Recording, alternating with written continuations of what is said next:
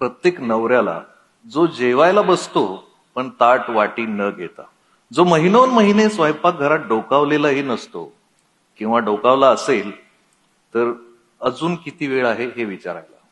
तुम्हाला विश्वास बसणार नाही, पण आजही कित्येक घरात बायकांचा सगळ्यात जास्त वेळ आज जेवायला काय बनवायचं यावर विचार करण्यात जातो.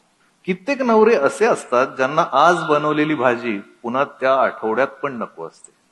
बायका विचार करत राहतात, रोज रोज काय नवीन बनवायचं. नोकरी करणारी स्त्री असेल तर अजूनच टेन्शन. तिच्याकडे आधी स्वयंपाक करायला वेळ कमी, त्यात काय बनवायचं हा विचार कधी करणार. लोकल ट्रेनमध्ये गर्दीत भाजी निवडणाऱ्या बायका बघितल्या की डोळे भरून येतात.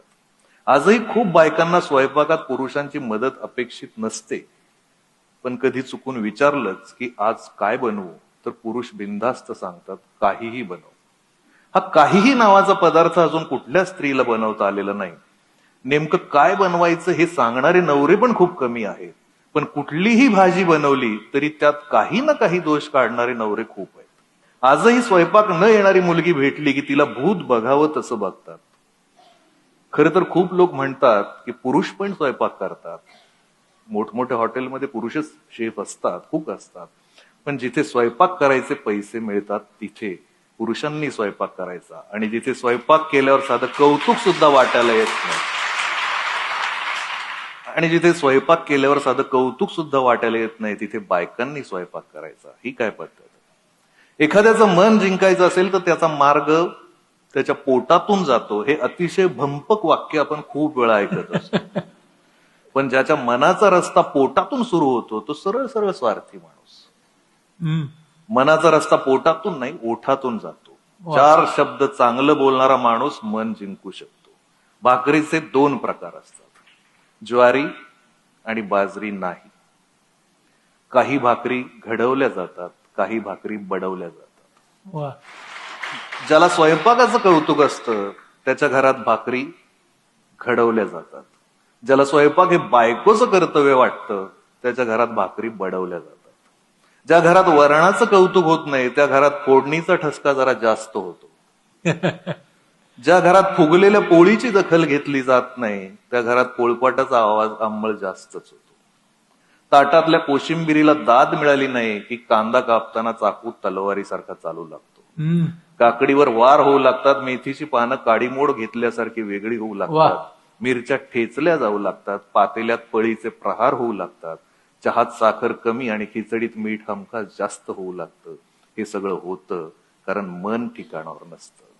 ज्यांना वाटतं मनाचा रस्ता पोटातून जातो त्यांनी हे लक्षात घ्यावं, पोटाचा रस्ता मनातून जातो. कारण रस्ता जाणारा असतो तसा येणाराही असतो. मनात नसेल तर गोष्ट प्रत्यक्षातही चांगली होणार नाही. जर खाणाऱ्याला कौतुक नसेल तर बनवणाऱ्याला कुठून उत्साह येईल. 40 वर्ष स्वयंपाक करणारे एक काकू पाहिल्यात मी. म्हणायला माणूस आहेत, प्रत्यक्षात यंत्र आहेत. नवरा उठायच्या आधी चहा बनवून ठेवतात, अर्धा कप दूध, अर्धा चमचा साखर, ब्लड प्रेशरची गोळी. पुन्हा नवऱ्याने आवरायला उशीर केला तर चहावर आलेली साय चालणार नाही म्हणून पुन्हा चहा गरम. मग नाश्ता, पोह्यात मोहरी नको, उपम्यात कांदा नको, ऑमलेटमध्ये कोशिंबीर नको. मग दुपारच्या जेवणात भाजीसोबत लोणचं आणि कोशिंबीर कंपल्सरी. रात्रीच्या जेवणात गोड काहीतरी पाहिजे. आपण हे सगळं मुखपाठ. यंत्रासारख्या त्या गोष्टी करत असतात. काका यंत्रासारखे खात असतात. जेवायच्या आधी आणि नंतर काका देवाचं नाव घेतात, पण 40 वर्षात काकांनी काकूचं नाव घेतलं नाही आणि म्हणाले नाहीत की आज आमटी काय भारी झाली. काकूंसारखी अशी कितीतरी चालती बोलती यंत्र आपल्या आसपासच्या अनेक स्वयंपाकघरात राबत असतात.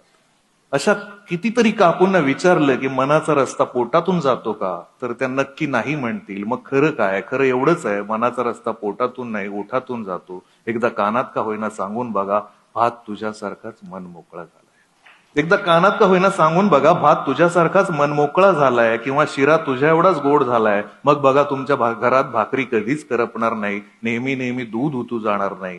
स्वयंपाक कला आहे, त्यालाही रियाज असतो. स्वयंपाकालाही बंदिश असते, ताल असतो, सूर असतो. मग दाद का असू नये.